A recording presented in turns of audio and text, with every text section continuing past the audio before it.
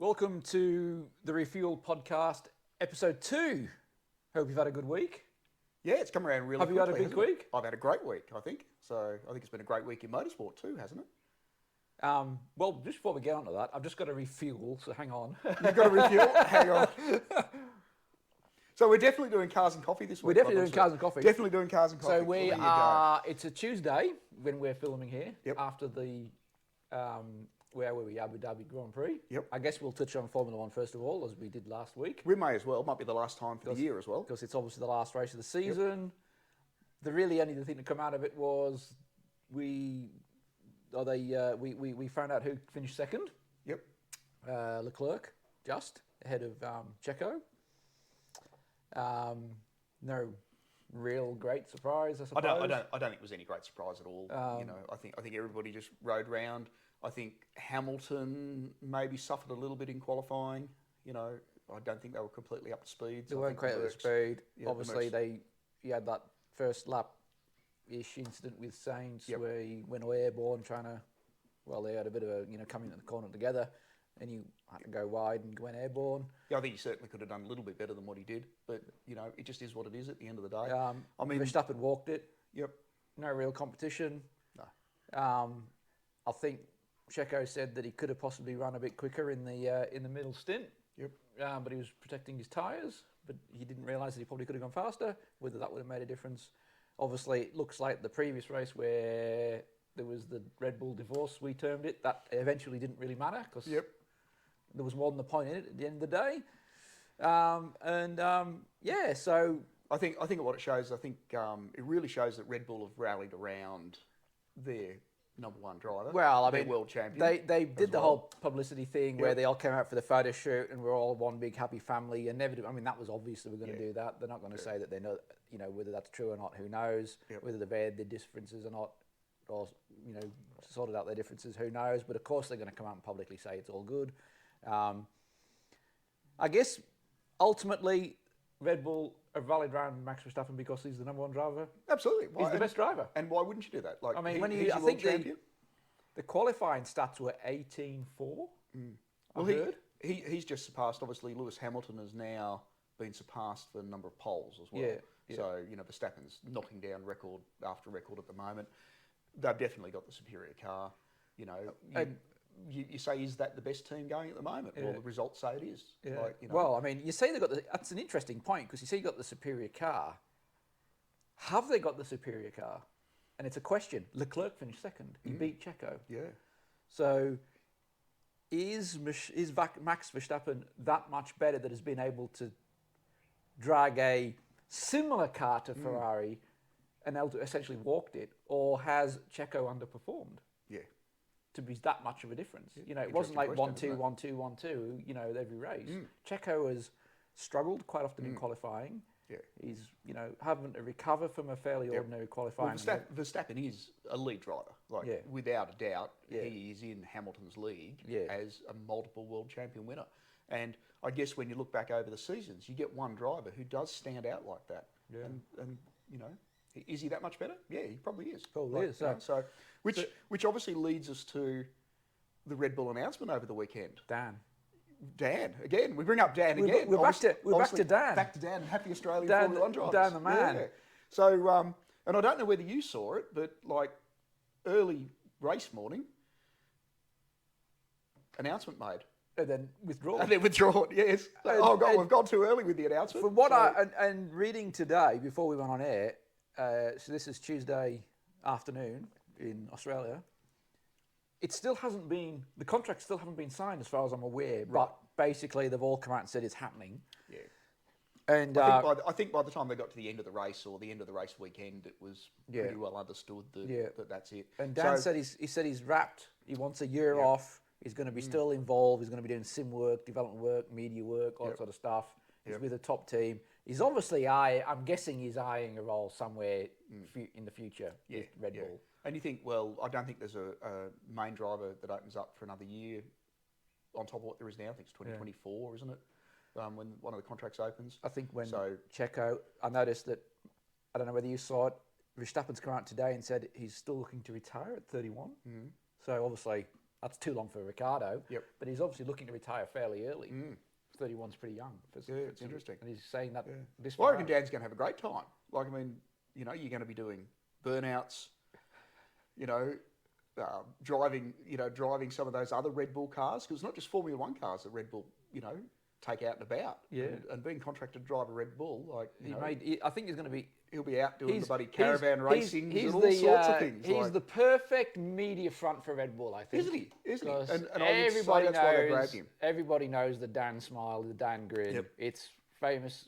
Probably he's one of the most famous guys in motorsport probably at the moment. So one of the things I did here and was obviously interested by it, and this will tell you a little bit about that marketing by Red Bull. And I mean, ultimately they're a master marketing company. I think Dan's only going to go to 8 races for the year. Put an appearance. It's not every single race. Right. So I think it's 8 of them. Majority in America. Yeah, that shows you, And obviously that just shows you where their mindset is. So he's so popular over there. He's so popular. Like Red Bull will just go gangbusters over there. You know, it's like Scotty coming to Adelaide. Yeah. So everybody will line up for see Daniel Ricciardo. You know, which is great because he's a lovely bloke. Yeah. You know, so. And I think Checo is also very popular. Yeah. He's one of the most popular drivers. Yep. Interesting to see whether there is any blowback long term from Verstappen and what he said last race. But I guess time will tell. We'll see what happens next year. Obviously, we had the last race for Seb, who's retired. He's retired. Went out with a bit of a fanfare. Good on him. Yep. I hear that there was a flash dinner at the end of it for all the drivers, and Lewis paid the bill. Oh, did he really? I didn't hear that. Lewis Hamilton picked up the tab for the whole night. Oh, good on him. So, well, I mean, you know, you say now what's going to happen next year. We're probably not going to know till we get into early testing, till we get to Barcelona. Yeah. I would say that there's going to be a lot of off-season work done, and in all fairness, I think Mercedes will come out all guns blazing. So next year, I see that happening. Yeah. I mean, obviously, this is the first year with a budget cap. That raised some questions, didn't it, as well? Well, it did. That's possibly another Red Bull topic, but the general consensus that I've read and heard is that it's been a success in terms of obviously cutting the budget and limiting spending and making it more affordable for teams, etc. It's made it more of a challenge for the big teams because they're having to work out when to release updates, etc. But ultimately, the grid is still in the same order. You've still got, although Mercedes had a bad year, you've still got your big teams who are there all the time, and you've still got your teams down the back who are always down the back. Money in motorsport. So again, it hasn't really shuffled the order dramatically yet. Let's see what happens next year. Obviously, it resets. We go again. Will we see any of the teams that have been towards the back, Williams, you know, etc. Hopefully, look, it'll be great. See them come up. Nothing is better than competition in motorsport. Like, you know, it's completely the opposite to what a motorsport team wants. Obviously, of course, yeah. Like, you know, all the fans and everybody, we want to see competition. We want to see drivers hassling. You want to see them diving for the corners. You want to see some passing down the straights. None of that happens. And in all fairness, the teams don't want it to happen, because what's your goal as a team? What's your goal as a driver? You want to win consistently. You want to win every single race. You want to win every single championship, and you want to do it race after race, year after year, until everybody gets so sick and tired of it that, you know, there's really nothing left. That's your objective as a team. It has to be. Like, otherwise, why do it? That reminds me of Michael Schumacher and Ferrari. It does. I think everyone got bored of Formula One during that period when he was just going round and round and winning every race.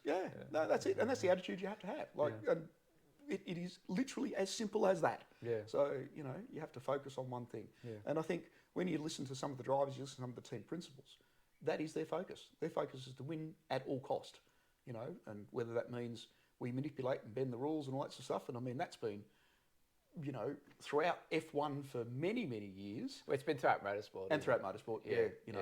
If you cheat in motorsport and get caught, well, so be it. You know, if you don't cheat, well, you probably don't win. There was the famous, I think it was here in Australia, even in the one of our more famous racing drivers from the bygone era, Dick Johnson, who had and correct me if I'm wrong, he had a heater control but it was actually the boost. Boost for his Sierra, wasn't it? Boost for his Sierra Cosworth. Oh, it's getting a bit cold in here.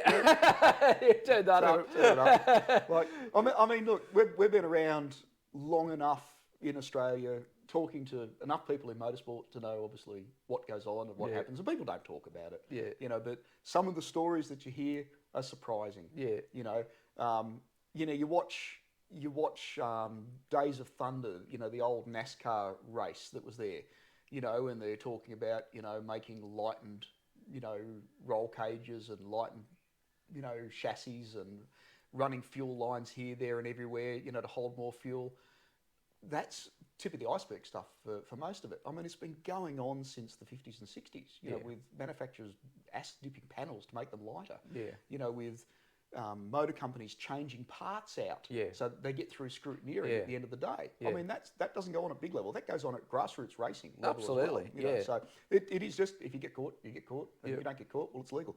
Simple as that. Cost of doing business, as they say. Red Bull, cost of doing business. Yeah, remember the old McLaren brake, left and right brake pedal that they had, that they debuted I think they debuted it in Australia. In Australia, yeah. And that created controversy. Yeah. But within the rules, like, you know, there's always until it's outlawed. Every year it seems like the FIA release the design specs and they give the rule book out, and it's who can interpret those rules to best suit their car. So I mean, Merc came out this year, didn't they, without the side pods or whatever it was, and everyone was going, "Is that legal?" They were flicking through the rule book, and obviously, you know, well, yes, well, it wasn't outlawed, so therefore it's legal. Therefore so it's legal. you know, no, it's fantastic. and there's been so many things like that with suspension and but that's also development in motorsport. Yeah, you know, so you think, well, you know, Formula One teams lead that development in motorsport. It's always been said they lead the team, and then that filters down through the rest of it. If engineers, if designers, if creative artists don't take that step in F1, nobody else sees the benefit of it. No. So, and we see it from there. So, but I guess Adelaide in Australia, coming back to Australia, Adelaide this weekend. This weekend. We've got final race. Yep. We'll see. Probably Van Gisbergen and Wigan in the Red Bull. It'll be Holden, like the top 2, 3 places will all be Holden, like, you know, without a doubt. Like the last race, I mean, Holden's ending, you know, 35 championships, you know, in Australian motorsport, hundreds of race victories. Yeah. You know, God knows how many years Holden have been racing for. Yeah. But did you know they're giving some honour back to the Holden of past, back to the Holden livery of past? No, I didn't see that. Okay, so the Walkinshaw Andretti team are going to present in traditional Holden racing team format. So, which will be lovely. A bit of an honour, you know, a bit of an honour to bygone days. Yeah. So we'll see HRT cars running around Adelaide for the last time. Yeah. And that's interesting that team's doing it because they're Mustang next year. Yeah, that's right. Because Red Bull are still technically the factory Holden team. Yeah. Yeah. But I guess you can't remove the Red Bull wings off the cars and replace them with something else. HRT. So I don't know. No. So, but yeah, I think you're right. I think Van Gisbergen will run around. Van Gisbergen will probably win. I mean, DJ, I've had a couple of good races. Yep. Will Davison has actually been a surprise for me this year. He's been around a while. I mean, I remember him back in FPR days back in the Falcons. Yep. When the Pepsi car, from memory, and he was off for, you know, he disappeared for a while. He's come back, and he's probably been the more consistent of the two. You know, arguably. Yep. In the DGR team, so he's done pretty well for an old bloke. For an old bloke, no, look, it's good, and like we being Southeast Queensland. Well, I mean, most of the teams are based in Southeast Queensland. In all honesty, they are. You know, we're probably pro. You know, we're pro those Southeast Queensland teams, and hope they all do really, really well. So, which will be good to see. So, I'm just sort of eyeing off that BMW hat you're sort of wearing today as well, like. And if nobody knows, Mark owns a BMW, by the way. Yeah, so I have to pay every month for this. You've got to pay every month? It's a subscription hat.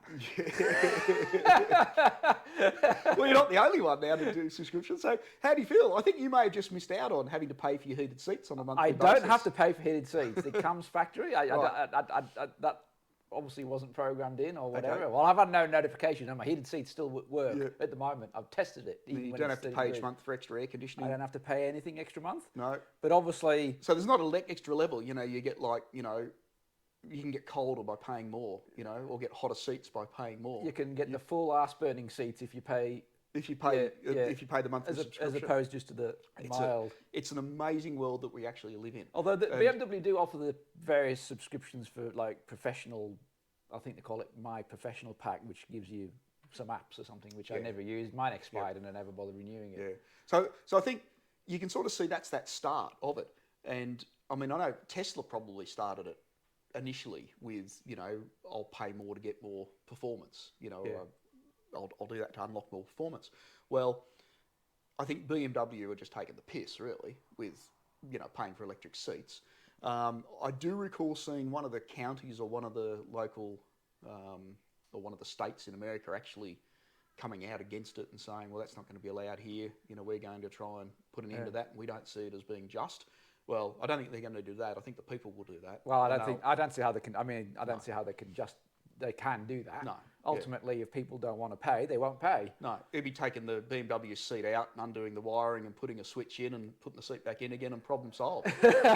Exactly. App or no app, I'm not paying for my bloody seats. I think you hit the nail on the head though. I think that the traditional manufacturers are under threat from Tesla. Their business model is under threat, and they're looking for ways to increase revenue. Yep. Tesla not only sell cars, so they receive revenue when they sell a car, but for a large percentage of their sales, they receive ongoing revenue for whether it be for FSD or whatever, and they see that as a way to get recurring revenue from the customer beyond just the initial sale, and we'll see. It's kind of been accepted in Tesla world because of what they're offering. I think the traditional manufacturers are scrambling a little bit, and they're thinking, what can we charge? I mean, I agree. Heated seats is just it's ridiculous. Ridiculous. I think you said Mercedes have done something today. Yeah. So why I bring it up is obviously Mercedes have then extended that, but they're using the Tesla model to a certain degree. Yeah.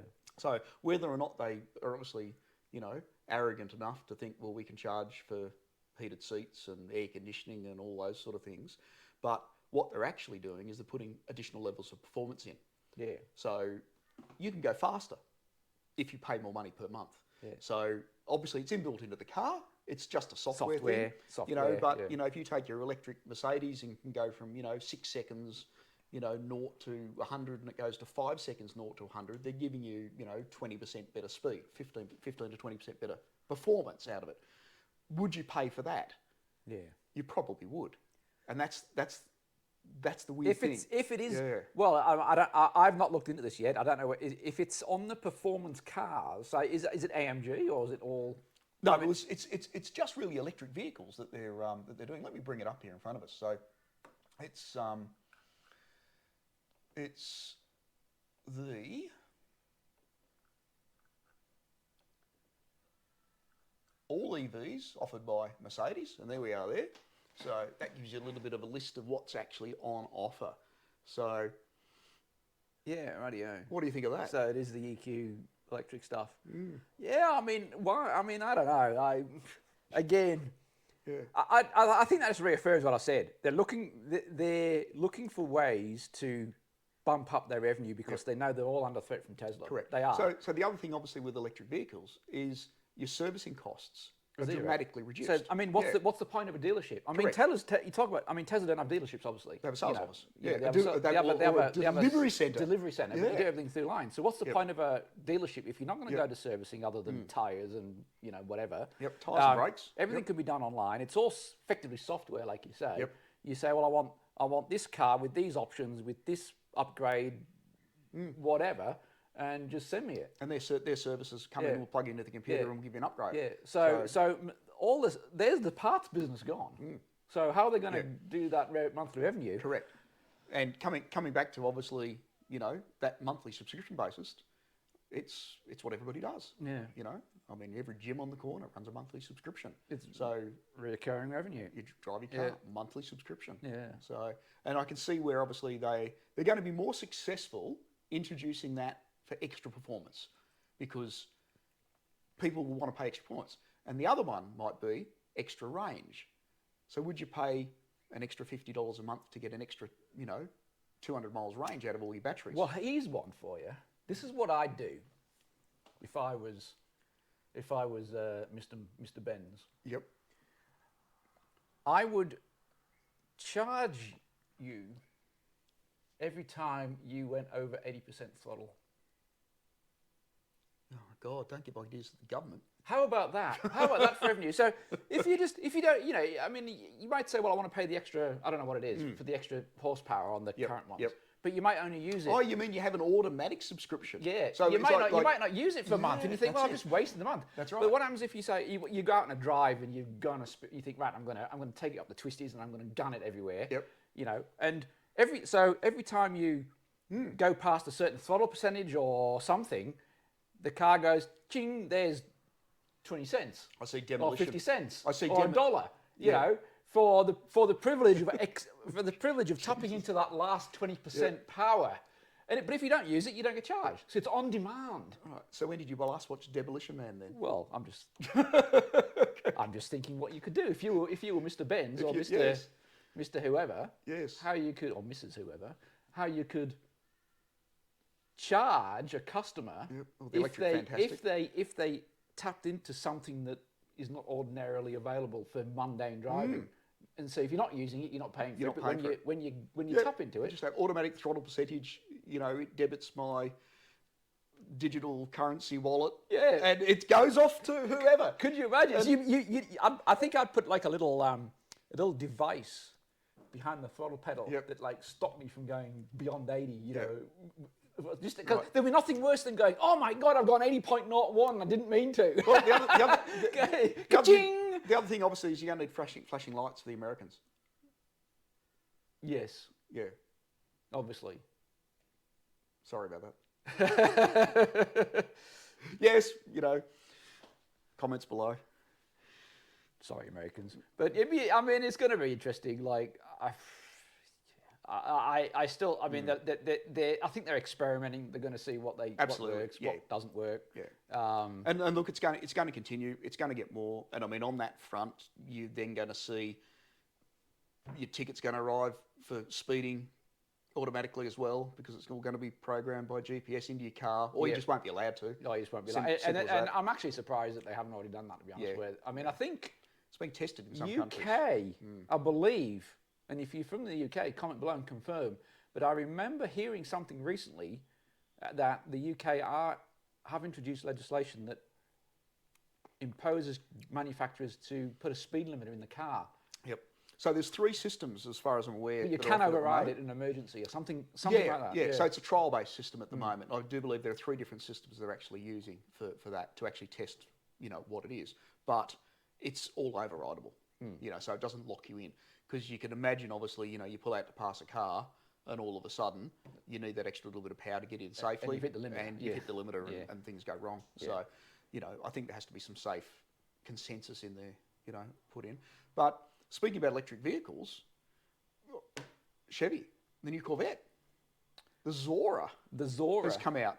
So it's got that supercar look. Yep. And if you haven't seen it, have a look. It looks fantastic. And Corvettes always look great, don't they? Yeah, they do. I think the Corvettes have always looked good. Yeah, well, it's America's not supercar. It's America's sports car. It's has been for years. Yeah, it's the America's Ferrari. Yep. But it's obviously the working man's Ferrari. It's at a fraction of the price point. Yep. Well, the new Vet is essentially a Ferrari. They build a mid-engine supercar. With a flat plane crank. It is absolutely, awesome. Yep. But we're talking the new electric Corvette with 1,000 horsepower. Wow. In the Zora. And that is just going to be mind-blogging. It's the first Vet without a V8. First Vet without a V8. Yep. Start of what's coming. It's going to be the start of what's coming. That will be interesting. So have a look. If you haven't seen it, obviously that's out there to have a little bit of a look at. Speaking of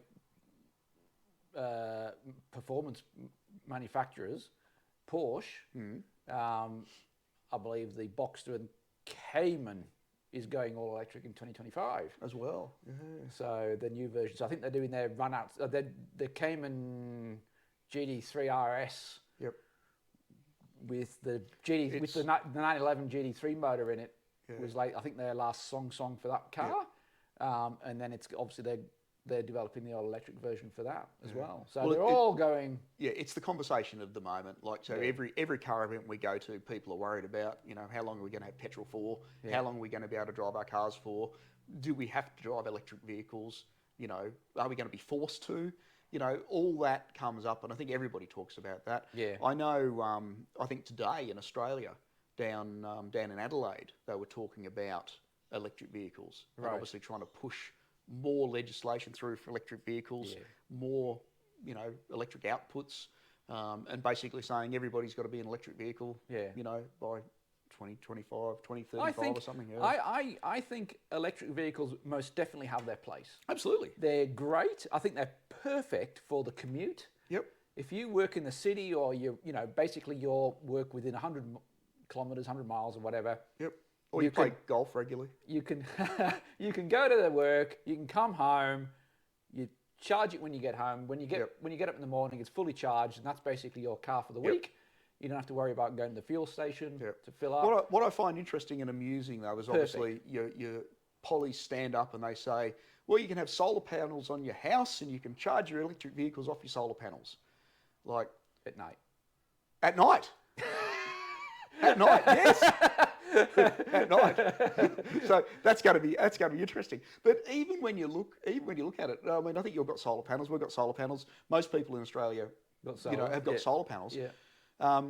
What's the average number of kilowatt hours in a car? Yeah. Like, well, what's the average battery? 100? 100, now?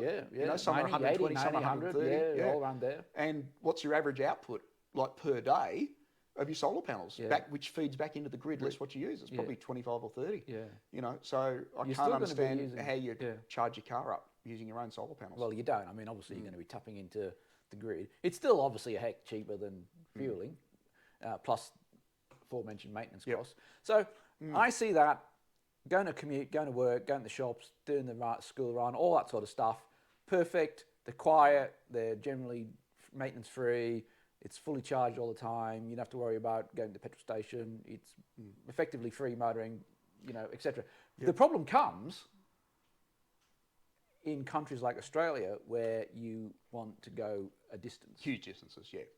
And while Ford, for example, with the F-150 Lightning, promote their new electric truck as, the replacement for the F-150 and, you can tow and do all this, that and the other, it's completely useless, let's be frank. Yeah, so 300-mile range or thereabouts. If you tow it's 100-mile range. And then you've got to basically sit there and wait to charge for hours. Well, you can take a generator with you.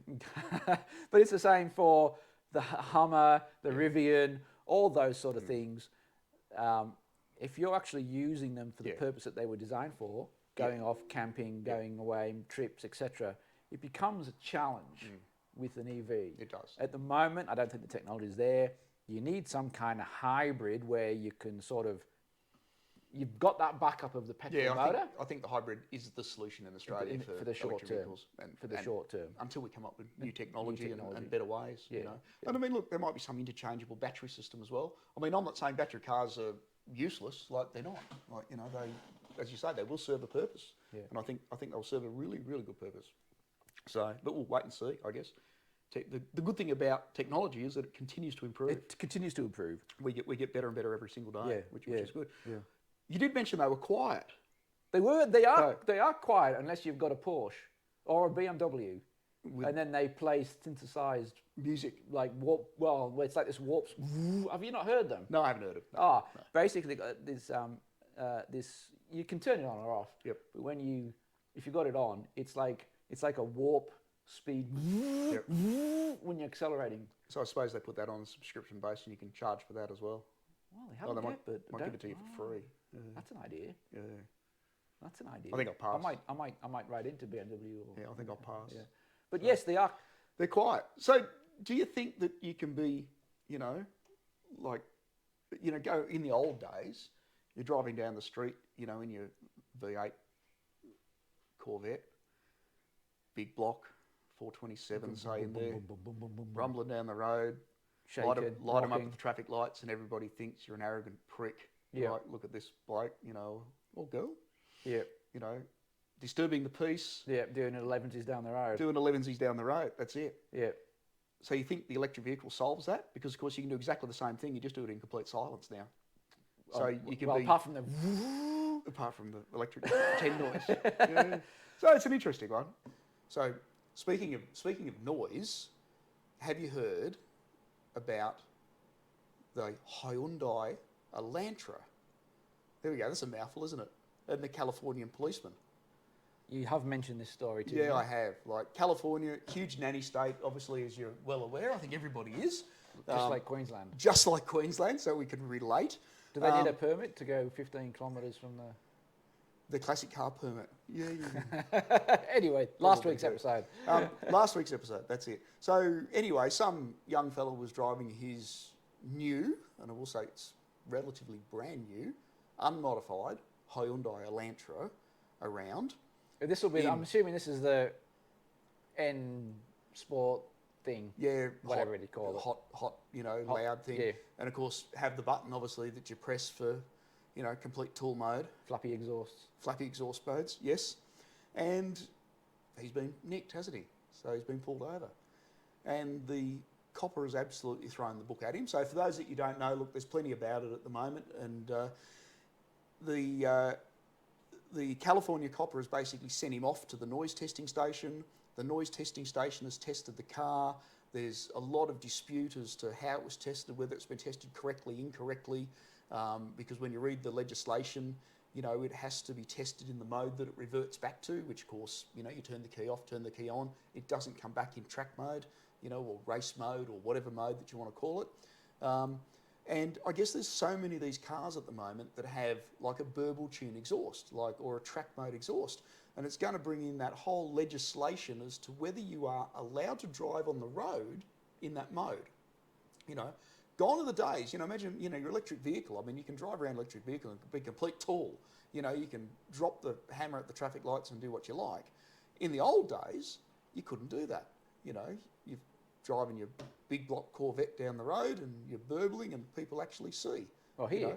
Or hear. More to the point. More to the point. So it's a really interesting one that obviously you've got a consumer that's purchased a vehicle from a corporation. The corporation obviously has to say or sell a vehicle that's legal for use, and there's nothing that says you can't use it by the manufacturer.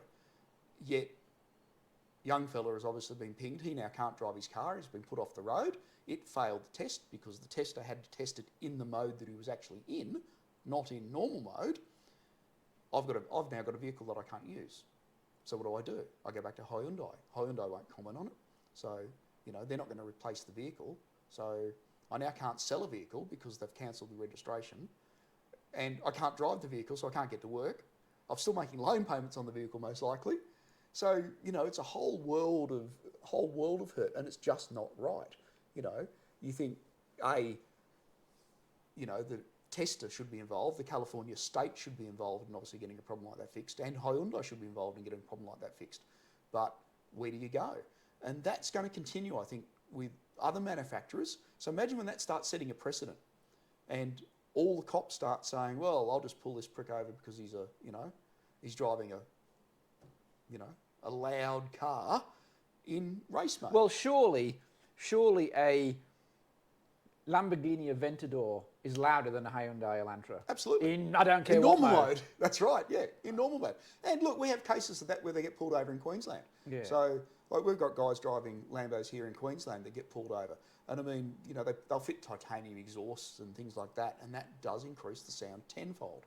So people don't realise that a very small increase in decibels, it's only a few decibels up, and the sound is twice as loud on a few decibels. That's right. So once you get up into that level, but look, I guess we have noise regulations. You have to adhere to it. Whether or not, driver beware. It's that old. I face the consequences of my behaviour at the end of the day. I agree with that, but I mean, ultimately, though, if you're buying a car from a manufacturer, it should be legal. You should be able to use all the functions within that car. Yep. And be within the law. Otherwise, it's not a legal vehicle, is it? So, it's a tough one. If you fit an aftermarket exhaust, absolutely. Yeah. Well, you run the risk. If it's too loud and you haven't done your homework and you've done it and it's, But it is a stock vehicle. Yeah. Correct. But if you're buying a vehicle from manufacturer, you don't change it in any way, and you use a function of the car, in this case, active exhaust or whatever, and you get pinged for too much noise. Yep. Yeah. But I mean, they're here as well. I mean, look, the Mustang GT. You've got quiet mode, you've got race mode and track mode and all that sort of stuff in it. You've got the active exhaust, and it's becoming a manufacturer thing. I mean, I guess with electric vehicles, it's all going to go. Yeah. But in the meantime, is it giving is it giving the police an additional revenue stream just to Who knows? But I mean, the EU made it a requirement to have the resonator on the exhausts recently, because I know the new Jag F-Type R, the V8, the loud one, the new version's quieter because there's resonator. Yeah, well, how loud was that? I mean, that's louder than a Hyundai inline. That thing was just nuts. When we drove one on the Jaguar track day. That's right, yeah. That engine is just insane. It is. It's brilliant. It sounds unbelievable. Gone are the days of, obviously, and I've been pinged as well. Like, I can't say that I haven't been pinged for having a loud exhaust. We do things when we're younger, like, because you can. But 30, 40 years ago, the rules were a little bit more lax than they are now. Yeah, they were. And obviously, you had to be a little bit more creative sometime because, we didn't have things like active exhausts and things like that. What we had was hacksaws, and we could actually shorten the exhaust by use of the hacksaw and take off things like mufflers and, run hot dogs and things like that. And, driving down the street, you keep an eye out for stuff like that back in the day. But... and you just put it in neutral, switch the car off when it coast and coast past the... That's right. Switch the car. Yeah, that's exactly right. And I can say that I've done that a couple of times. So, but I mean, the crazy thing is, the time I got pinged is you take your car to the tester, and you think, well, okay, I know it hasn't passed because I've been nicked by the cops who have used a decibel meter, and said, well, you're too loud, mate. And I go, yeah, well, I probably know because I've been out under it with the hacksaw and I've shortened the exhaust system and I've made it sound great. Great for a teenager is not necessarily great for a 40-year-old copper, is it? Or anybody else these days. But you think, well, okay, I'll go take the tester and I'm not going to put another exhaust system on it because I like the way my vehicle sounds like this, and you're driving around in track mode, I like the way the vehicle sounds, so I'm going to continue to do it. So it is really that buyer beware. But you can't take it to the tester and stuff stainless steel wool up your exhaust pipes and, get your car tested. Vehicle tested looks at you, go, well, the cop's retarded. There's nothing wrong with your vehicle. It comes in 3 or 4 decibels under what's allowed. And I go, yeah, doesn't it? Isn't that great? Must be a dodgy reading on the copper hard. That's right, absolutely. Yeah. Yep. Yeah. Drive around the corner, undo some screws, pull out the stainless steel wool, and you're back to where you are again. And you just behave yourself when you're driving around coppers. But, that was what we could do back in the day. And I guess nowadays what you've got to be doing is you've got to be aware of driving past the policeman and quickly pressing the button to close your active exhaust because you're not allowed to have any fun anymore. No. Fun's gone. I suspect, could be completely wrong, I suspect that the copper thinks the guy was hooning, he was probably speeding, whatever, but he missed it, he just heard it, and so therefore he's sort of gone, clearly you've been speeding, I haven't got a thing on it, so I'm going to just ping you for the noise. Yeah, that's it. Because I've got to ping you for something. I've got to get you something. Yeah, I've got to be seen to do the job. And of course, that's police the world over. So that's probably what's happened. I'm a revenue raising department for the government. Is what I am in that sort of section of the police force. The traffic enforcement division or whatever. Yeah. So we'll see. I mean, it's obviously, like you say, it's going to all be irrelevant anyway soon when we're driving around electric cars with our space noise on. Yeah, being pinged when you drive over the limit, can't speed because of course you'll get your ticket. If you do speed, you get a. Well, if you do speed, that's when the subscription service kicks in. Your subscription service kicks in, you get your ticket in the mail. In fact, I've just come up with another idea. Oh God, no. I'm gonna write to Mr. Merc. Oh God. You could do a subscription service that if you get pinged, they pay your fine. Okay. Well, that would be. So it's like a fine insurance. Fine insurance. Well, maybe subscription service. Maybe there's a business there. So. The car's limited to 70 mile an hour, 110 k's an hour, whatever, which is speed limit for most countries. But the car's capable of doing, let's say, 150. Yep. If you want to tap into that, it's obviously illegal, but you've got to subscribe, but we'll pay your fines if you get caught. I like that idea. What an idea. Yeah. That's a win-win. Win. Could, so the government still get their revenue. We still get to go over the speed limit. Yep. And the manufacturer gets his subscription money. It's a win-win for everybody. Problem solved. I am literally a genius. Sorry, Jeremy Clarkson. I am way more of a genius than you are. Oh, dear. On that note, I think we better finish. Hope you enjoyed the episode. We'll be on obviously next week. If you haven't already, like, subscribe. Feel free to comment on anything that we've talked about today. We'll get around and reply to you all. And join us for coffee again next week. Join us for coffee next week. No worries. Cheers, guys. See you later.